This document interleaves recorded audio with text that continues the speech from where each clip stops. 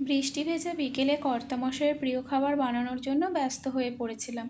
ঘুগনি, আলু কাবলি, ফুচকা এগুলি ওর বরাবরই ভীষণ প্রিয় খাবার।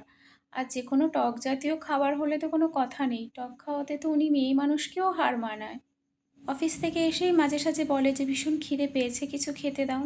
তাই বিকেলবেলা মাঝে মধ্যে কিছু বানাই, সবসময় তো আর বানানো হয় না। আজকে ভাবলাম একটু ঘুগনি বানিয়ে দিই, সেই মতো রেগে পড়লাম রান্না বান্নায়। ঘুগনি বানানোর শেষে আমি আবার রাতের খাবারটাও রেডি করে নেব। আজকে রাত্রেবেলা ভাবছিলাম যে বেগুন পোড়া খাবো, কিন্তু এখানে এরকম গ্যাসে একবার বেগুন পুড়িয়ে না আমার গ্যাসের ওভেনটা পুরো খারাপ হয়ে গেছিলো। তো সেই জন্য এবার ভাবছিলাম অন্য রকমের স্টাইলে একটু বেগুনটা পোড়া বানাবো। প্রথমে বেগুনটা ভেজে নিয়েছিলাম, তারপরে শুকনো লঙ্কা, রসুন আর দুটো টমেটোও ভেজে নিয়েছিলাম। শেষে পেঁয়াজ কুচি, ধনেপাতা কুচি দিয়ে মেখে নিয়েছিলাম। খেতে কিন্তু খাবারটা খুব সুন্দর হয়েছিল।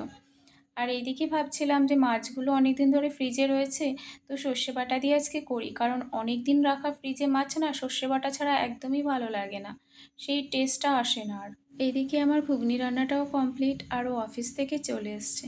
ঘুগনির সঙ্গে ও আবার একটু লেবুর রস, পেঁয়াজ কুচি, শশা কুচি দিয়ে খেতে ভীষণ পছন্দ করে। তো সেই মতোই ওকে দিয়ে দিলাম, আর পাশাপাশি আমি মাছটাও রান্না করে নিয়েছিলাম। আমি আবার একটু ঘুগনি মুড়ি খাচ্ছিলাম আর খেতে খেতে মুভি দেখছিলাম আমরা সবাই।